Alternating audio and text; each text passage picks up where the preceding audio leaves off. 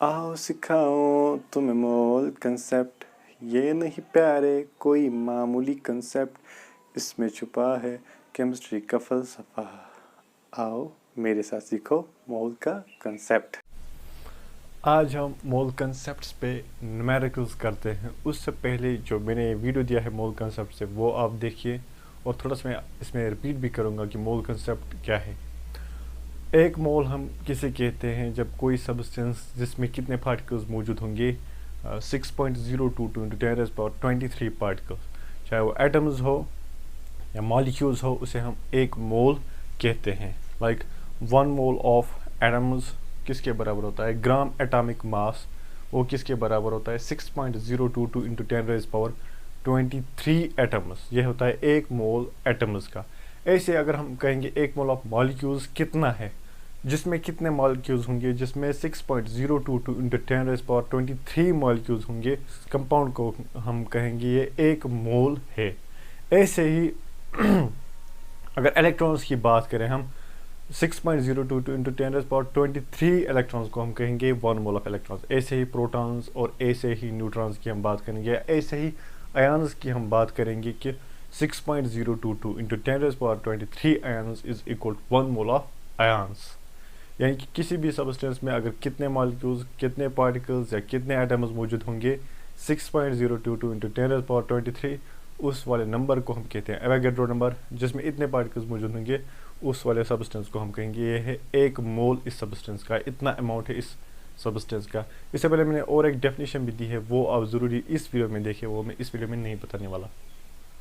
और अगर हमें नंबर ऑफ मोल्स कैलकुलेट करने होंगे तो हम कौन सी वाली फार्मूला इस्तेमाल करेंगे, हम ये वाली फार्मूला इस्तेमाल करेंगे।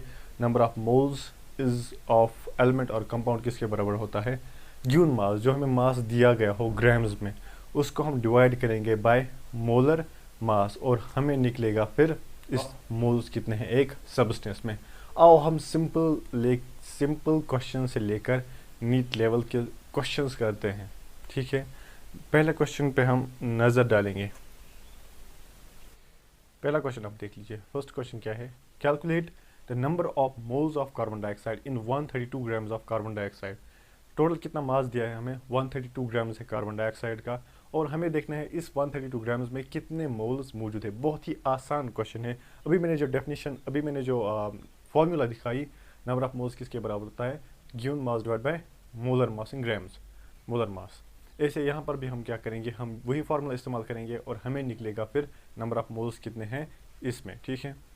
आप देख लीजिए, नंबर ऑफ मोल्स अगर मैं n से डिनोट करूँगा, n is equal given mass, वो मैं यहाँ पर डिनोट करूँगा बाय स्मॉल m, और मोलर मास में यहाँ पर मैं डिनोट करूँगा बाय कैपिटल M, आसान तरीके में करने के लिए। गिवन मास कितना दिया है हमें दिया है मास 132 ग्राम्स, ये है वहाँ का मास, मतलब इतना मास है मौजूद कार्बन डाइऑक्साइड का।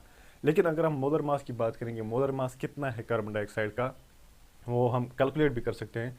रफली मैं यहाँ पर कैलकुलेट भी करूँगा, इसका मॉलिक्यूलर मास निकालेंगे, वही हम ग्राम्स में लिखेंगे, वही कहलाता है मोलर मास। कार्बन का जो मास है वो है 12, और ऑक्सीजन कितने मौजूद है यहाँ पर, 2 इंटू एक ऑक्सीजन एटम का कितना मास होता है 16U, और ये कितना आ जाएगा when we calculate this, 12 plus 32 and this is equal to 44। 44 है किसका mass, 44 is the molecular mass of carbon dioxide. जब हम मोलर मास कहेंगे वो कितना आ जाएगा, that will be equal to 44 grams. अब हम इसे डिवाइड करेंगे। जब हम डिवाइड करेंगे इसे, मैं यहाँ से 11 से इसे पहले डिवाइड करूँगा, 11 4 ज़ा 44, यहाँ पर भी 11 से डिवाइड करूँगा, 11 1 ज़ा 11, 11 2 ज़ा 22, 4 1 ज़ा 4, 4 3 आर 12। अब कितना निकला number of moles, number of moles is equal 3। बहुत आसान है। यानी कि हमें क्या करना होता है ऐसे क्वेश्चंस में, बहुत ही आसान है। जो मास दिया गया हो उसे हम डिवाइड करेंगे मोलर मास के साथ, या अगर ये एलिमेंट होगा तो उसके ग्राम एटॉमिक मास से हम उसे डिवाइड करेंगे। ऐसे निकल आता है हमें नंबर ऑफ मोल्स कितने हैं। ये था पहला question. Now we will move to the second question. Second question is, what is the number of moles of oxygen atom in 126 AMU of nitric acid? दिया क्या है हमें दी है सिर्फ 126 AMU और 126 यूनिफाइड मास दिया है, यानी कि हमें ग्राम्स में नहीं दिया है बल्कि हमें दिया है मास इन यूनिफाइड मास, बहुत ही कम मास दिया है ऑफ नाइट्रिक एसिड। इसमें हमें देखना है कि number of moles of oxygen atom कितने हैं। जो यहाँ पर आप यहाँ पर 4 ऑप्शंस दिए हैं हमें, और 2 ऑप्शंस में आपको Na नज़र आएगा, दिस ना sodium, this is Avogadro number. असल में इस तरह लिखते हैं हम एवोगैड्रो नंबर को N, और सबस्क्रिप्ट में लिखते हैं A, स्मॉल a को, ठीक, कैपिटल वाली को ही मत छोटा करके, सबस्क्रिप्ट में हम लिखते हैं A को। अब यहाँ पर हमें देखना है कौन सा ऑप्शन करेक्ट है। उससे पहले मैं क्या करूँगा, यहाँ पर हम इस क्वेश्चन में पहले देखेंगे कि हमें नाइट्रिक एसिड के कितने मॉलिक्यूल्स दिए हैं, पहले हम वो देखते हैं। हम पहले देखते हैं यहाँ पर molecular mass of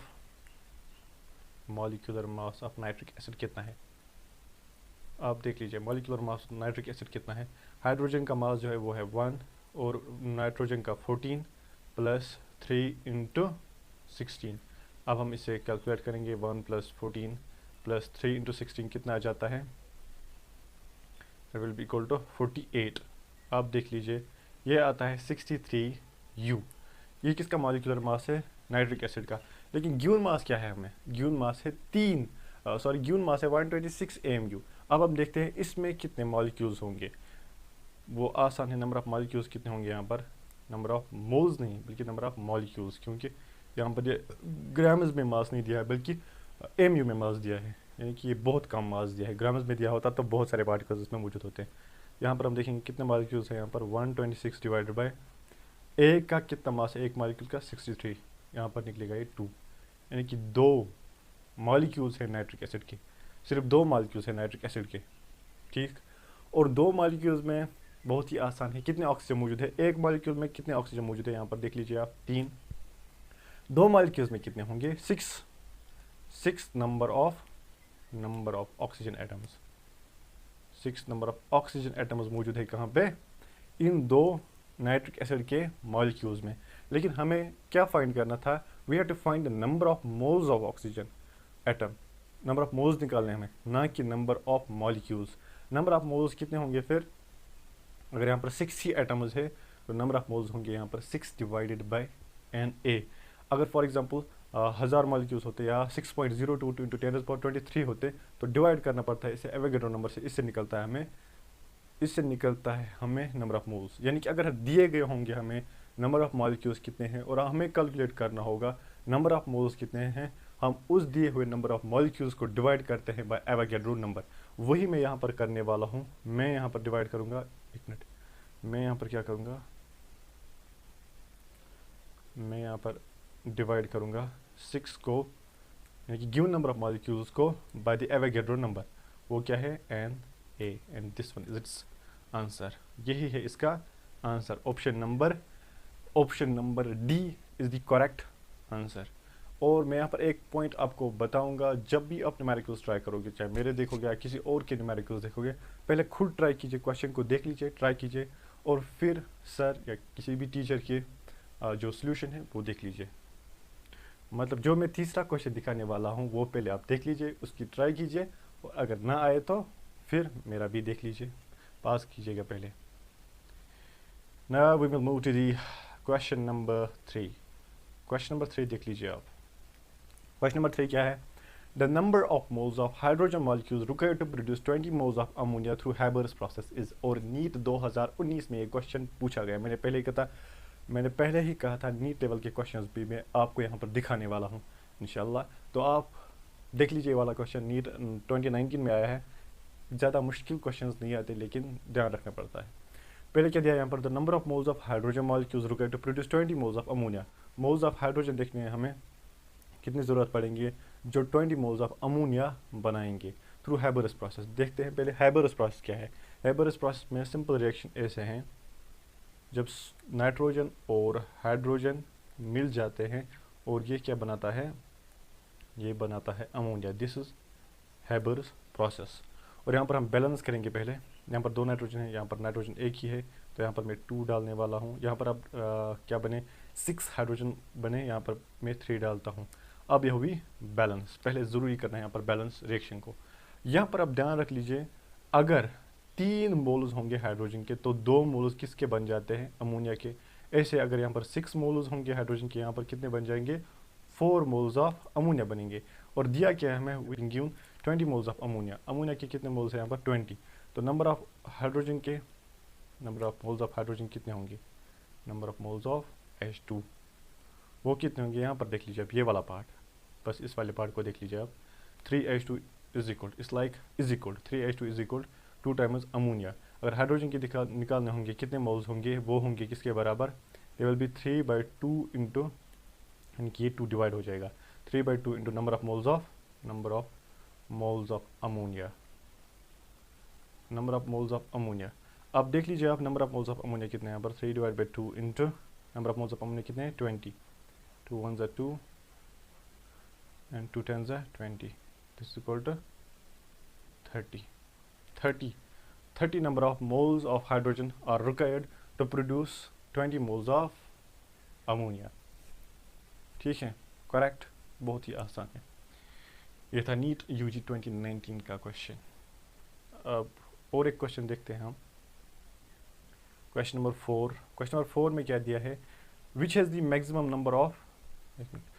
maximum number of molecules among the following. हमें देखना है किस में सबसे ज़्यादा मॉलिक्यूल्स मौजूद होंगे, सबसे ज़्यादा molecules, number of molecules not number of moles.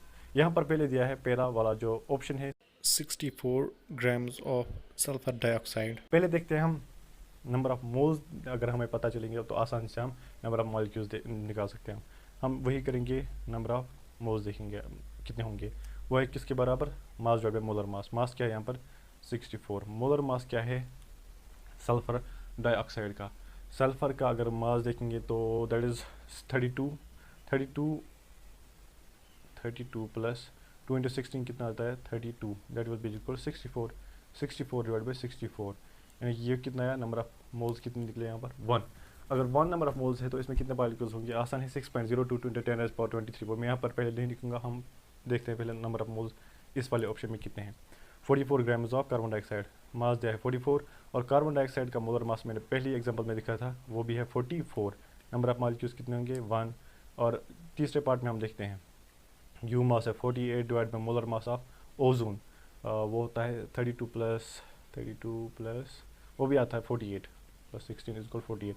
यहाँ पर भी नंबर ऑफ मोल्स होंगे 1। अब बचा एक ऑप्शन, यहाँ पर हमें देखना which has the maximum number of molecules among the following, 8 grams of oxygen.